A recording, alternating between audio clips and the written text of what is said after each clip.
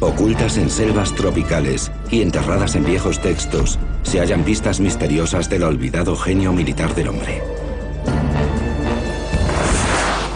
Es posible que los antiguos hubiesen descubierto la tecnología básica que llevó al no va más de las máquinas militares, el tanque, hace cientos o incluso miles de años.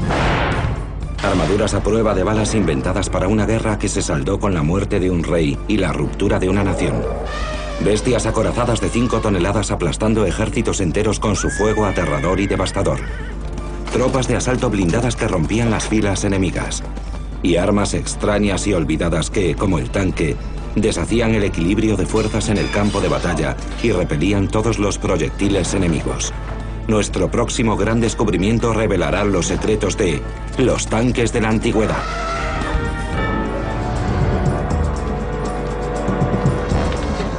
Los tanques son armas de ataque, defensa y movilidad. Estas potentes máquinas convencionales de vanguardia se consideran una invención moderna. Sin embargo, los indicios provenientes de la antigüedad indican que el hombre siempre se afanó en crear armas que tuvieran las características básicas del tanque. Aunque el tanque se inventó en el siglo XX, su concepto, es decir, la movilidad, la protección y la potencia de fuego, se remonta a los principios de las guerras organizadas. En el siglo XVII, un sistema armamentístico que combinaba potencia de fuego y movilidad creó el caos en los campos de batalla de la India. El elefante, un animal de 5 toneladas de peso y capaz de moverse sobre terrenos escabrosos a una velocidad de 30 kilómetros por hora, fue reclutado para la guerra. Luchaba pertrechado con plataformas que portaban cañones pesados, manejados por tiradores especialmente entrenados. Los antiguos idearon el tanque mucho antes de poseer la habilidad para construir algo que hoy en día nosotros reconoceríamos como tal. En la actualidad, los tanques combinan una movilidad extraordinaria con una poderosa capacidad de fuego, cañones de 125 milímetros sobre torretas giratorias. Pero ¿es posible que los antiguos empleasen los mismos principios y tecnologías en los campos de batalla olvidados por la historia? A lo largo de la historia hemos sabido de muchas historias que hablan de elefantes y de sus usos. Pero en un documento de 1616 hay un relato realmente apasionante e intrigante de un testigo ocular que describe un uso peculiar de los elefantes. En 1616, el viajero británico Edward Terry informó de que los elefantes de guerra indios estaban provistos de armas de fuego pesadas de 2 metros de longitud sobre monturas de madera. Cuenta que el rey mogol Akbar colocaba cañones sobre los lomos de los elefantes. Eso transforma al elefante de una plataforma móvil de lucha a una bestia guerrera, como lo eran el semental o cualquier caballo de batalla. El equivalente animal a un tanque. Existen pruebas de que en la India los elefantes habían tomado parte en batallas al menos desde el año 1100 a.C. Al principio, su función principal era mejorar la visión del campo de batalla de los jefes militares. Aquí es donde los reyes indios se habrían situado en una batalla, subidos a un elefante para dominar el campo de batalla desde su puesto de mando y ondear sus banderas. Es una forma sensacional de presentarte en el campo de batalla. Enseguida los generales se dieron cuenta de que los elefantes podían usarse también en el frente. Agrupados en cientos y cargando sobre el enemigo en una atmósfera polvorienta y ruidosa, estos monstruos que hacían temblar la tierra se convirtieron en una visión aterradora y trastornadora. Entrenaban a los elefantes para que atraparan caballos y jinetes en sus trompas y los lanzasen contra el suelo. También les afeitaban los colmillos para convertirlos en espadas de marfil. Uno de ellos era así. Esto entra en el extremo afeitado del colmillo, de modo que, en vez de su extremo natural, tenemos una espada curvada de doble filo, provista de una gran punta de metal al final, capaz de infligir una herida tremenda en cualquiera que tocase. Su función en la batalla era sencilla: romper las líneas enemigas y sembrar el caos en su orden de batalla. Rompían las formaciones enemigas y llevaban el desorden a sus filas. Así podían cruzar hacia ellos y atacarlos directamente de la forma más conveniente.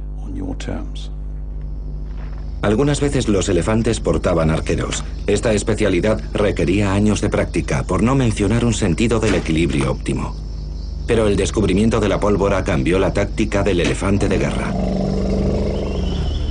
Entre los siglos XVI y XIX, el subcontinente indio estuvo dominado por uno de los mayores imperios de la historia. el mogol. A su cabeza, el emperador Akbar. Akbar era el tercero de una serie de poderosos gobernantes mogoles de la India. Vivió en los siglos XVI y XVII. Era famoso por sus innovaciones militares. Se esforzó por conseguir una ventaja tecnológica sobre sus enemigos a fin de extender sus dominios sobre grandes porciones del subcontinente. El viajero británico Edward Terry detalla el arma que vio a lomos de los elefantes. Esta es nuestra reconstrucción conjetural de lo que Terry describe. En primer lugar, usa la palabra culebrina. Al montar un cañón, transformaron el papel de los elefantes en el campo de batalla. El animal se convirtió en una unidad de artillería móvil. El artillero tenía una ventaja de 2 metros, lo que le acrecentaba su perspectiva y su visibilidad. El arqueólogo experimental John Naylor ha viajado a las junglas del sureste asiático para estudiar las ventajas y desventajas de este antiguo tanque. Pero antes de cargar esta nueva arma, los antiguos tuvieron que resolver otros problemas. John los está investigando todos. El primero de ellos era el peso. En aquellos tiempos los cañones estaban hechos de bronce forjado pesado. Pero el cañón de elefante requería hierro, que es un 20% más ligero que el bronce. Esto es mucho más ligero que el bronce u otros metales. Pesa unos 180 kilos. El segundo problema consistía en recargar el arma. La mayoría de las armas de fuego del siglo XVII se cargaban por la boca. El tirador tenía que rodear el cañón para introducir la pólvora y luego dejar rodar la bala a lo largo del cilindro. Es evidente que si estás montado sobre un elefante, no puedes caminar hasta la boca del cañón para cargarlo y meter la bala. Los cañones de hierro, que no de bronce, se pueden fabricar con una abertura en la parte posterior, conocida como el oído. El misil y la pólvora se colocan dentro de un cilindro extraíble que se introduce en el oído, creando así una bala gigante. Esto significa que el cañón se podía cargar desde atrás en vez de desde delante. El último problema que había que solventar antes de montar el arma es la fijación del objetivo. Los elefantes no giran como si fuesen monedas. Para ser eficaz, el artillero tenía que apuntar sin cambiar la dirección del elefante, igual que hacen los operadores de las torretas de los tanques modernos. La clave para apuntar está en el pivote y el dial. Basta girar a izquierda y derecha, bajar y subir. Como está sobre este punto de equilibrio, uno tiene mucha flexibilidad a la hora de apuntar. Pero para saber cómo apuntar el cañón del elefante en la práctica, John debe montarlo. Desde su posición como antiguo artillero de elefante, John puede apreciar la ventaja táctica de este viejo tanque. Lo primero que impresiona es el campo de visión. Puedo ver cientos de metros a la redonda. Para un comandante, esto es perfecto como punto de observación, pues se ve toda la configuración del campo de batalla. Es una plataforma estupenda para las armas. Para probar el sistema de tiro, John ha modificado esta réplica de cañón para que dispare bolas de pintura. El uso de cañones y balas de verdad está prohibido porque podría poner en peligro a John y al elefante. En un claro situado en la linde de la jungla se han colocado unos blancos. Es exactamente el mismo terreno donde los antiguos generales preferían atacar. Allá vamos. Sí, lo he matado. Es un auténtico proceso de aprendizaje. Uno va adaptándose al movimiento del elefante, al del cañón, y luego adapta todo esto al blanco. John ha descubierto el truco de la antigua técnica de puntería. Terminé como si fuese un artillero naval. Tuve que aprender a esperar hasta que el paso del elefante se alinea con el blanco. Creo que hemos demostrado que este sistema bélico funciona, especialmente contra filas apretadas de infantería. Puedes añadir flechas y otras armas, granadas y todo lo demás. Con todos sus ocupantes blindados con armaduras, este dispositivo habría sido devastador. A lo largo de los siglos, las armas se hicieron más potentes, las armaduras más eficaces, y los mismos elefantes cambiaron a través de los cruces y el entrenamiento. Los elefantes sobrevivieron durante 1000 años como la máquina de vanguardia de los ejércitos imperiales. Pero las bases de la tecnología actual de los carros de combate no solo se deben a los animales. Grandes Descubrimientos está investigando una máquina de guerra acorazada que sometió a una nación entera.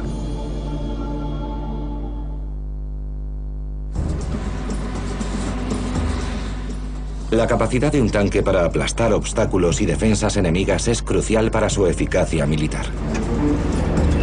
Esta habilidad era parte fundamental del equivalente antiguo de nuestros tanques, las máquinas de asedio.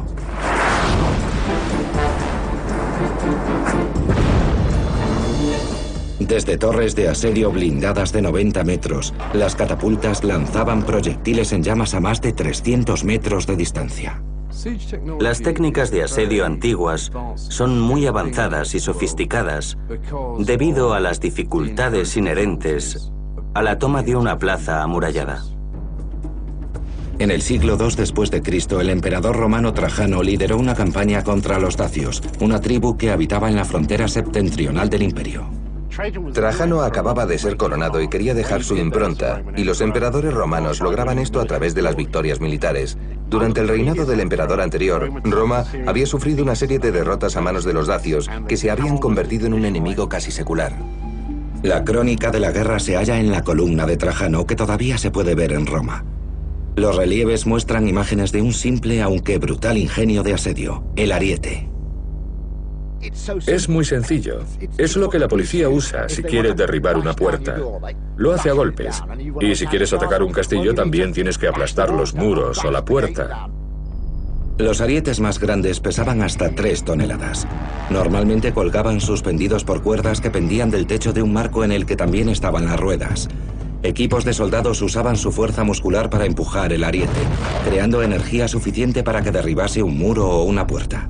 Para proteger a los soldados de las flechas y las piedras arrojadas desde la muralla de la ciudad, había un marco de madera de roble y pieles de animales. El problema es que la madera y las pieles son inflamables. Los defensores vertían aceite o productos hechos a base de petróleo en llamas sobre el ariete para empapar y quemar el refugio y a los operadores que había debajo. Los ingenieros antiguos idearon una solución asombrosa, un retardante del fuego químico. Para conseguirlo usaban alumbre, que se utilizaba para evitar que la madera ardiese. El alumbre es una roca que se encuentra en la naturaleza. Es un mineral que contiene aluminio, extraíble de una roca especial como la de aquí. Se llama alunita. El químico Nicholas Norman está usando alumbre para cocinar el retardante de fuego utilizado por los antiguos. La forma en que extraían el alumbre era mediante la cocción prolongada. También guardaban la humedad. El efecto de la cocción era que la roca se pulverizaba.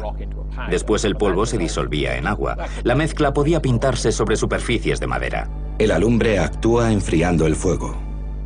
Se produce una reacción que absorbe el calor, un proceso endotérmico. El efecto es que el fuego pierde calor. Es lo mismo que hace el agua. El modelista historicista Richard Winley ha estado estudiando textos antiguos. Quiere saber si el alumbre funciona de verdad. Lo que queremos hacer es un experimento con el alumbre. Vamos a empapar un lienzo en una solución de alumbre y cuando se seque prenderemos un fragmento de tejido sin tratar y el tejido tratado. Veremos si hay diferencias entre los dos. El lienzo de la izquierda ha sido tratado con el antiguo retardante y el de la derecha no. Richard los pone a prueba con una réplica de lanzallamas antiguo. Espero que podamos ver que la tela empapada con alumbre retarda el fuego, pero no lo evita. Y también espero que la otra pieza se chamusque y se queme. El lanzallamas de Richard usa una combinación de azufre y carbón vegetal para producir llamas que alcanzan los 530 grados.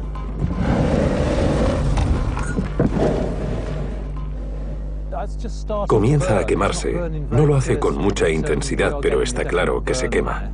Tardó aproximadamente 1 minuto y 14 segundos en prenderse. Tampoco es que ahora llamee mucho, pero sin duda se ha quemado. ¿Cómo se comportará el lienzo de control? Este ha sido mucho más rápido. Comenzó a quemarse en unos 20 segundos y se está deshaciendo, así que queda claro que este es el tejido sin tratar.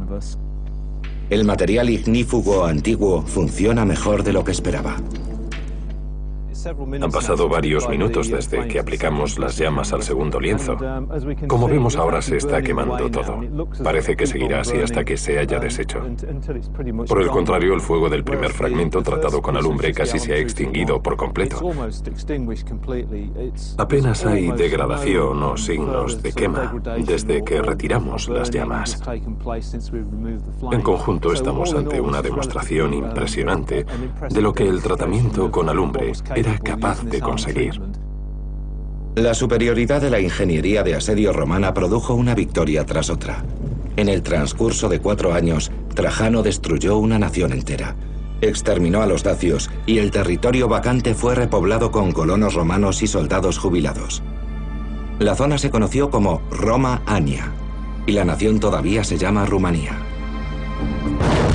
De los asedios romanos a los campos de batalla modernos, todos los ingenieros militares tuvieron que enfrentarse al reto de aunar potencia de fuego, seguridad y movilidad. Grandes descubrimientos está investigando los carros de combate de la Edad Media. Una máquina de guerra acorazada imparable que aplastaba las líneas enemigas.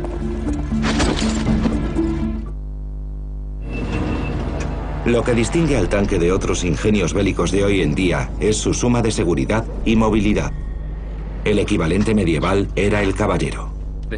Esto es un asesino entrenado cubierto por una armadura. Es un tanque medieval que galopaba encabezando la primera línea de batalla. A menudo pensamos en la armadura del caballero medieval como algo torpe y pesado. Existe el mito de que los caballeros estaban como atornillados a sus caballos y que hacía falta mucha gente para ayudarlos a montar.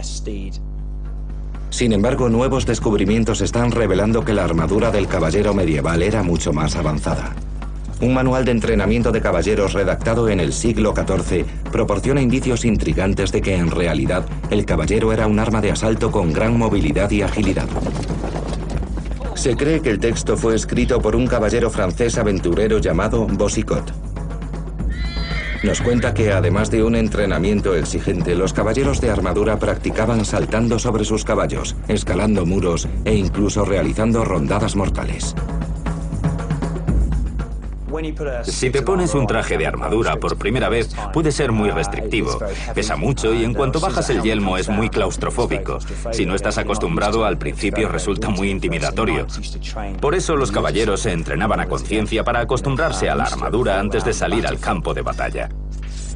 El secreto de la libertad de movimiento de los caballeros ataviados con armaduras es su articulación. Una armadura articulada es una armadura de acero cuyas partes están unidas con remaches que permiten a quien la lleva moverse con libertad aunque esté encerrado dentro. Es muy importante que las piezas estén ensambladas con fuerza para que se mantengan en su sitio y no caigan durante el combate. Las clavijas y remaches de metal de la armadura replican las articulaciones de nuestro cuerpo y se mueven con suavidad al mismo tiempo que el soldado evoluciona en el campo de batalla. La verdad es que incluso con la armadura completa puesta, uno es muy ágil. Se puede hacer casi todo lo que cualquier hombre normal haría. El experto jinete Cal U. de Martínez se está preparando para la prueba definitiva de la agilidad del caballero, la justa. En una justa tienes que ser capaz de moverte muy bien. Tienes que controlar el caballo con las riendas que sujetas con la mano izquierda porque en la derecha llevas una lanza de 3,5 metros. La armadura completa que llevaban los soldados de los siglos XIV y XV pesaba una media de 27 kilos. Esto es menos que los 40 kilos que lleva el típico soldado norteamericano en una batalla actual. Para la justa, este traje ligero militar de combate solía reforzarse con placas más pesadas que se atornillaban sobre la armadura. La pieza más grande protege el tórax. Las protecciones del pecho y la espalda se atan con correas y luego tenemos la escarcela, que es esto de aquí, que te permite sentarte en la silla y es muy articulada. Protege la zona entre la cintura y la cadera y la parte superior de los muslos. Y también tengo piezas en las piernas que me cubren hasta los pies. Si subes, puedes ver las hombreras y los codales, que están partidos, lo cual me permite mover los brazos. Si fueran de una sola pieza, me sería muy difícil mover el brazo izquierdo. Una de las partes más articuladas de la armadura son los guantes, conocidos como guanteletes. Cada uno tiene cientos de remaches y hasta 60 piezas articuladas. Estos guanteletes que llevo son un ejemplo excelente de lo articulada que está la armadura. Como puedes ver, hay varias capas, no es una sola pieza rígida.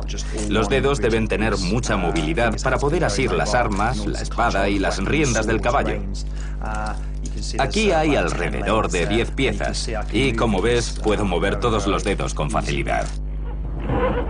Las habilidades necesarias para la guerra también se usaban en las justas.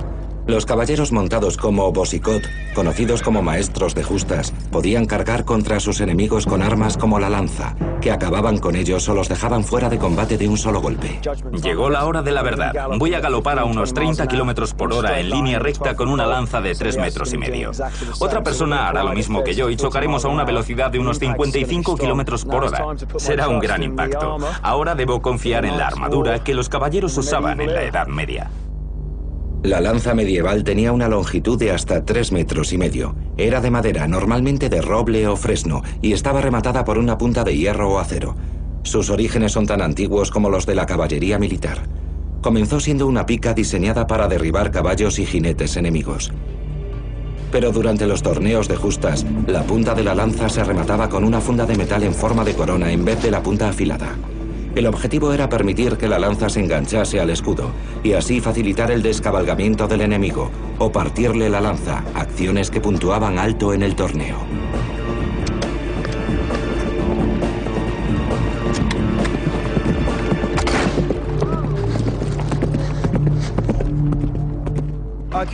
Dentro de esta armadura puedo moverme bastante rápido.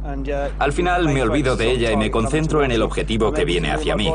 Puedo mover el cuerpo, apuntar la lanza y también sacar el escudo, así que tengo mucha movilidad sobre la silla. La suma de la protección de la armadura completa articulada y armas como la lanza y el caballo convirtieron al caballero en un arma de asalto magnífica en el campo de batalla. Empleado contra las tropas de infantería en batallas abiertas, el caballero armado fue el gran dominador durante varios cientos de años. A finales del siglo XV, los maestros armeros habían dado el golpe. Podían hacer bellas armaduras articuladas de placas de acero totalmente endurecidas y adaptadas de la mejor calidad que podamos imaginar.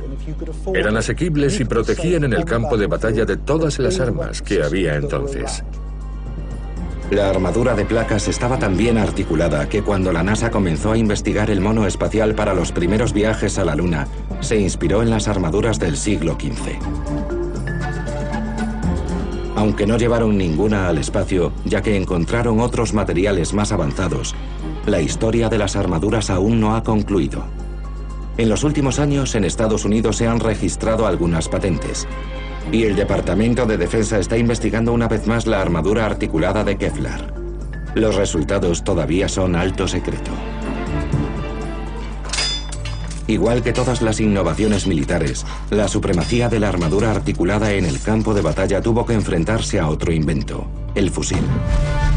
Pero como veremos, la respuesta de los maestros armeros fue ingeniosa. La respuesta medieval al fusil fue la armadura a prueba de balas. La nueva y asombrosa tecnología de rayos X revelará el misterio que rodea la forma en que los ingenieros crearon esta vestimenta militar capaz de salvar vidas. Nos sorprenderá saber que la técnica empleada es la misma que la usada en el tanque moderno.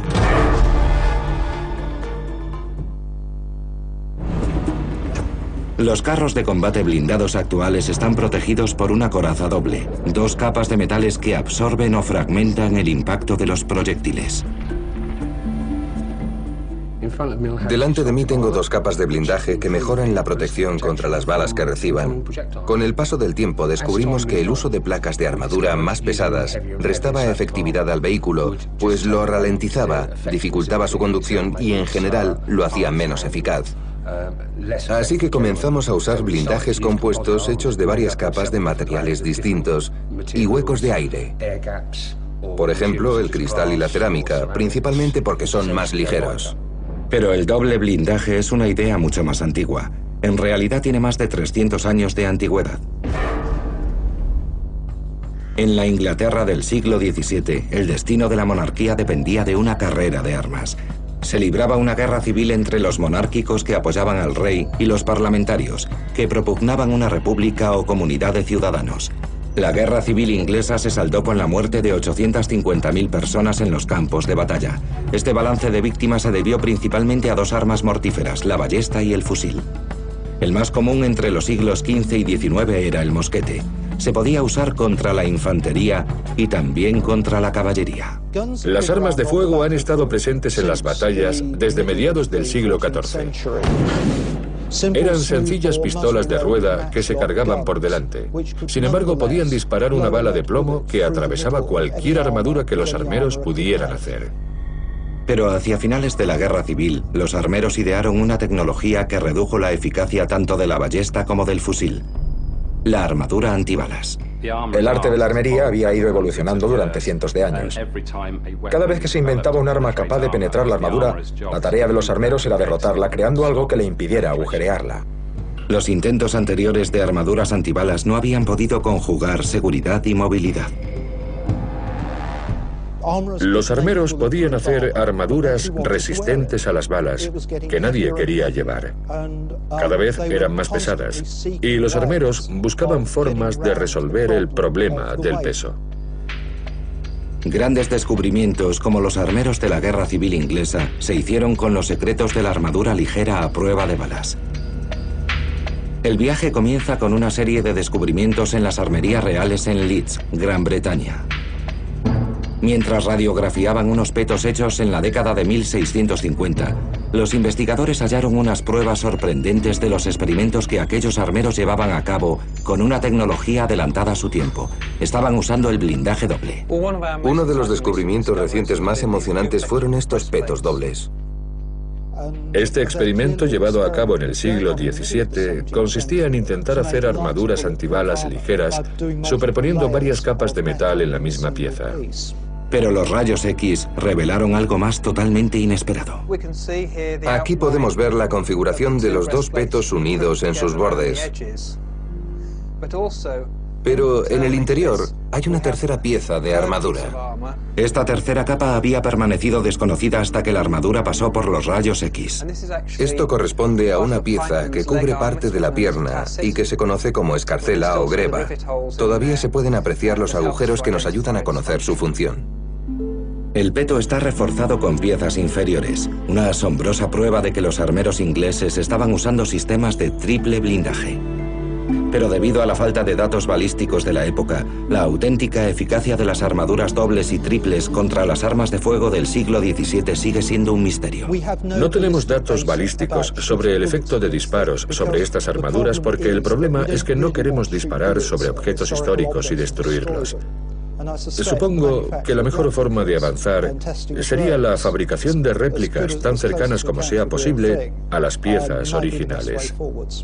Esto es precisamente lo que Martin Baumann, un famoso arquero medieval, está haciendo. Usando las mismas herramientas y materiales que tenían los armeros de la Guerra Civil Inglesa, está recreando este sistema que se asemeja al de un tanque. Yo diría que la armadura que estamos recreando se asemeja mucho a la que usan los tanques hoy en día. Es obvio que ha evolucionado bastante y que ahora se emplean materiales mucho mejores, pero en principio la idea y la técnica son las mismas. Para contrarrestar el creciente poder de las armas de fuego, los armeros buscaron formas de producir objetos más fuertes. Calentar, golpear y enfriar de forma reiterada metales ferrosos como el hierro transforma su estructura química cristalina en otra mucho más fluida. El metal se endurece y se torna más flexible y resistente. Este procedimiento se conoce como atemperación.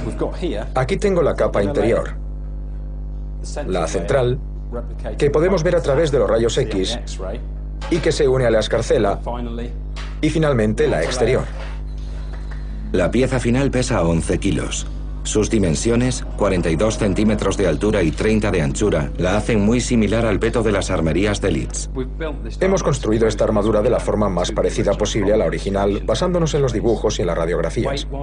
En cuanto a peso, creo que hemos conseguido el mismo, así que espero que el metal sea bastante robusto. La armadura es trasladada a un centro de pruebas balísticas de la Universidad de Cranfield en Gran Bretaña, donde realizarán pruebas con la potencia de disparo de un mosquete y una ballesta. En realidad, esta ballesta es conocida como pata de cabra. Para cargarla hay que subir la cuerda hasta el estribo.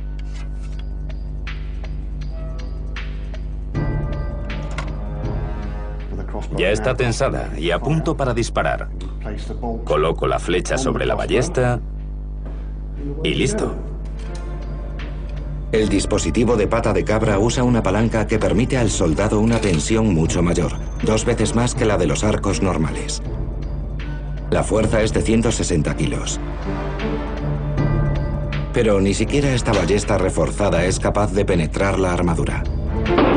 En la actualidad, la ballesta puede parecer menos mortal que la pistola, pero en la Edad Media se las consideraba tan letales que durante muchos años el Papa las prohibió. La armadura se ha comportado bastante bien.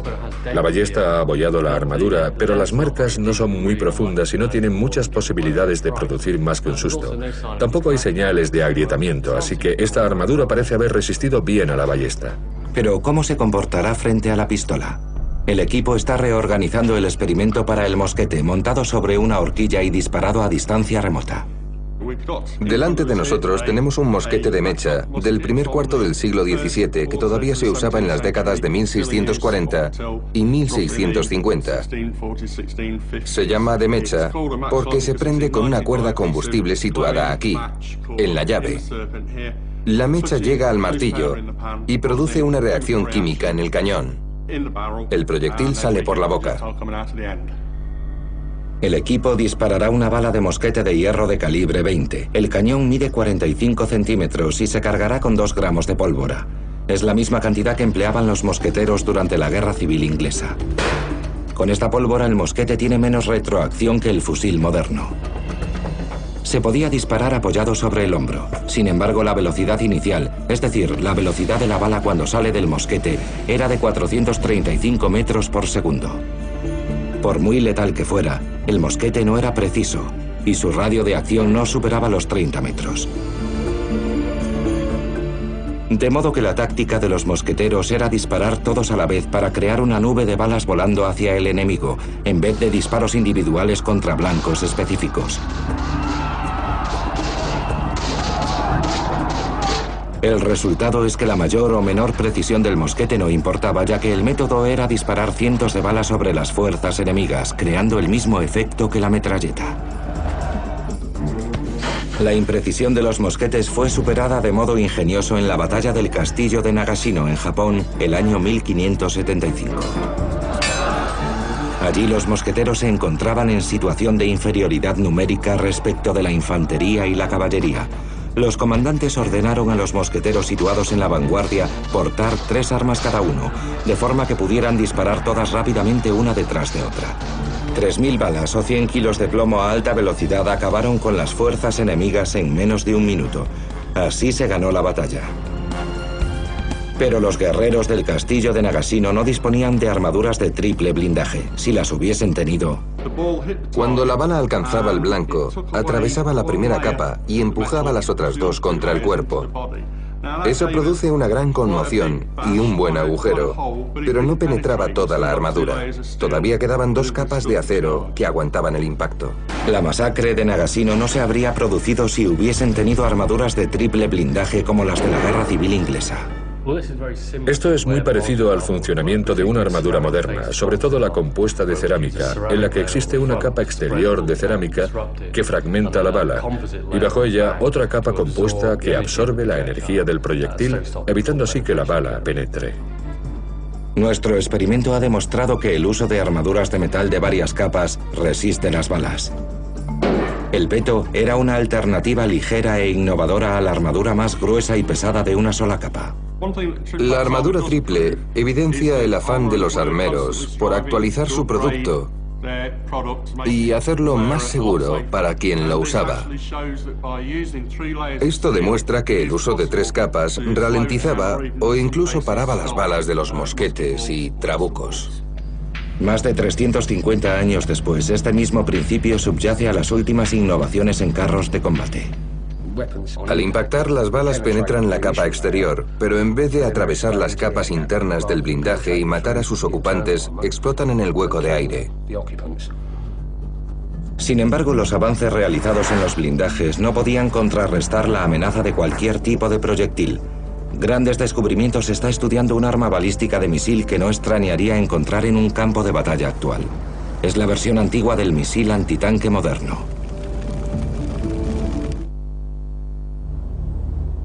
En el siglo III a.C., Alejandro Magno había conquistado casi todo el mundo conocido. Turquía, Siria, Judea, Egipto y Mesopotamia se habían sometido al general más celebrado de la antigüedad. Pero en el año 326 a.C. tuvo que enfrentarse a una nueva amenaza, el tanque antiguo. Cuando la conquista de Alejandro se extiende a la India, se topa con el reino de Poros y por primera vez tiene que luchar contra elefantes. El campo de batalla fue el río Hidaspes, situado en el actual estado indio de Punjab. De un lado, los 45.000 aguerridos hombres dirigidos por Alejandro. Por otro, el rey Poros y sus 50.000 soldados de infantería apoyados por 200 elefantes de guerra. Incluso los mejores soldados podían acobardarse ante algo tan nuevo, extraño y espeluznante como los primeros tanques, los elefantes de guerra. Pero, ¿cómo se derrota a un tanque antiguo? Un manuscrito redactado en el siglo XI por el poeta persa Firdausi, el Shahnameh, sugiere que Alejandro usó un dispositivo bélico extraordinario. Hay un poema farsi maravilloso que cuenta que Alejandro Magno derrotó a los elefantes de guerra de Poros, preparando un gran número de caballos de hierro incendiarios llenos de nafta. Sin embargo, otras fuentes antiguas sostienen que no fueron las estatuas incendiarias, sino la destreza táctica de Alejandro y el heroísmo de sus soldados los que ganaron la batalla. Gana la batalla, pero los elefantes regresan para convertirse en armas de guerra en el período poshelenístico. Alejandro había logrado lo que todos los jefes militares exigían a sus armas antitanque: malograr y atravesar la armadura o detener toda la ofensiva enemiga. El poder de neutralizar la capacidad de fuego del enemigo es de vital importancia para ganar una batalla. Si el enemigo no dispone de armas de tiro móviles en sus tanques o elefantes, entonces no puede apoyar a la infantería. Por tanto, tenemos más posibilidades de ganar la batalla. Pero la victoria de Alejandro no le salió gratis. Las 12.000 víctimas ocasionadas por los elefantes de Poros dejaron a su ejército incapaz o desinteresado en proseguir la invasión de la India. Pero ya se había sentado un precedente. Los elefantes eran invencibles. Los elefantes son criaturas extrañas para una batalla. No les gusta el ambiente de una batalla, los gritos, el olor y el sonido de la muerte. Muy a menudo se daban la vuelta y embestían contra sus propias filas en vez de las enemigas, lo cual creaba un caos absoluto. Pronto los generales comenzaron a desplegar varios tipos de dispositivos contra los elefantes que aprovechaban sus debilidades en el campo de batalla. Una forma especialmente ingeniosa que los antiguos usaron para aterrorizar a los elefantes era embadurnar cerdos con pez y prenderles fuego. No es de extrañar que los elefantes se asustaran mucho al verlos dirigiéndose hacia ellos. Estos pobres marranos en llamas cargaban contra los elefantes que salían corriendo en una estampida desordenada. Pero 1000 años después de la incursión de Alejandro en el Punjab, la India seguía siendo el hogar del antiguo carro de combate. El emperador mogol Akbar se enfrentó al mismo problema que Alejandro cuando se lanzó a la conquista de la región norteña de Gujarat. Pero en ese momento el mundo ya conocía la pólvora. Se produjo una batalla entre los mogoles y el ejército de Gujarat. Los mogoles tienen un ejército bastante pequeño, así que se valen de un montón de armas de artillería y de proyectiles. Gujarat recurre a la tecnología antigua, en especial los elefantes. Durante la campaña de Akbar, su ejército lanzó una cantidad innumerable de proyectiles de mano o montados en marcos de madera. Se dice que este sistema fue optimizado para atacar a los elefantes por medio de proyectiles que iban a ras del suelo. En esta batalla, si un proyectil alcanza a un elefante, se produce algo inevitable. El animal se desbanda y esto contagia al resto.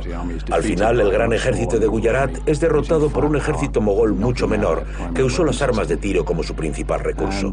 En esta batalla concluyó el reinado del elefante en el campo de batalla. El arma que puso fin a 2000 años de dominio del elefante no era mucho mayor que un ratón grande. Los expertos en balística Ben Jarvis y Paul Birch están investigando el modo en que Akbar utilizó este sistema en sus unidades de artillería. Los ejércitos habían estado usando misiles desde el siglo XIII. Pero no fue hasta los siglos XVII o XVIII que perfeccionaron su empleo. Normalmente los proyectiles se usaban como arma psicológica para asustar a los caballos, los camellos y los elefantes. Este texto describe misiles de 20 centímetros de longitud y entre 4 y 8 de diámetro. El recipiente de material propulsor está sellado en un extremo y amarrado a una vara de bambú de 1,20 m de longitud. Esto es una réplica de un misil del siglo XVII. La caja estaba hecha de hierro y estaba unida a una caña de bambú con esta correa de cuero. Seguramente los indios fueron los primeros que usaron lanzamisiles con caja metálica. Tenía muchas ventajas sobre los de bambú. Por ejemplo, en China estas armas contenían mucho más explosivo en mejores condiciones. Podían usar más cantidad y aumentar presión, y por tanto mejorar el rendimiento del arma. Ben y Paul han recreado un sistema de lanzamisiles múltiple. Tenemos una hilera de 8 lanzaderas indias accionadas por un mecanismo de pólvora igual que el que los indios usaron en los siglos XVIII y XIX. A 110 metros han dispuesto unos fardos de paja del tamaño de 2 elefantes. Estas viejas cañas de bambú y esta tecnología, la misma que usaron ellos, no garantiza la precisión. Seguramente esta es una de las razones de que usasen tantos proyectiles lanzados desde baterías de entre 8 y 10 lanzaderas. Para esta prueba tenemos el ángulo correcto, así que esperamos que los lanzamientos sean bastante precisos. Buscamos un vuelo muy directo. ¿Cómo se comportarán las armas que acabaron con el reinado del elefante de guerra en este test? Vistas en 3 dimensiones, las trayectorias de los proyectiles son imprecisas y torcidas. No hay 2 misiles que sigan la misma línea. Pero igual que hicieran los antiguos ingenieros, el destructor de elefantes requiere reajustes y nuevos intentos. Vamos a realizar otra prueba, esta vez con una sola lanzadera. Hemos seleccionado una que tiene un cañón bastante recto y bajado el ángulo 5 grados. Vamos a intentarlo de nuevo y ver si podemos alcanzar el blanco. A pesar de los nuevos cálculos realizados por el equipo acerca del ángulo de la lanzadera, alcanzar el blanco es un desafío difícil. ¿Sabían los artilleros indios algo que Ben y Paul desconocen? El texto que habla de esta artillería india nos dice que eran capaces de alcanzar sus blancos con proyectiles de distintos diámetros y que calculaban elevaciones diferentes. Tras haber hecho los mismos cálculos nosotros, la conclusión es que desde luego sabían lo que hacían porque dar en el blanco ha resultado mucho más difícil de lo que pensábamos, incluso a distancias cortas. El equipo ha colocado la lanzadera a 12 grados. Espera que la línea recta hasta el blanco proporcione mejores resultados. Aunque bajar el ángulo de tiro ha mejorado el resultado, ya que 3 proyectiles han sido capaces de mantener una trayectoria baja, replicar las hazañas de los antiguos artilleros indios ha sido un reto muy arduo. Después de disparar 25 proyectiles, el equipo decide acercar el arma a una distancia de 24 metros. Los disparos cortos son un éxito. Por fin nos las arreglamos para dar en el blanco. Si algo hemos aprendido hoy es que estos proyectiles eran muy imprecisos. Y eso que el blanco era fijo. Dar con un blanco en movimiento les habría resultado muy difícil. Si disparas cientos al mismo tiempo, alguno de ellos habría alcanzado cada objetivo. Y el resultado habría sido devastador. Esta distancia significa que los aterrorizados soldados indios habrían tenido que esperar hasta que los elefantes estuvieran casi sobre ellos para disparar. Igual que hoy, la tecnología se usaba para enfrentarse a los carros de combate, pero estos solo eran derrotados por la valentía de los hombres. Hubo breves espacios de tiempo en los que los elefantes fueron los tanques de la antigüedad y la Edad Media, pero su dominio duró poco debido al pensamiento innovador de gente como Alejandro Magno y el emperador mogol Akbar. Rápidamente se dieron cuenta de que tenían que neutralizar la ventaja del enemigo, y lo hicieron. De los pavorosos elefantes armados a las ingeniosas armaduras antibalas, la carrera armamentística de los antiguos produjo unos sistemas de asalto y defensa sofisticados que revolucionaron la forma de librar batallas.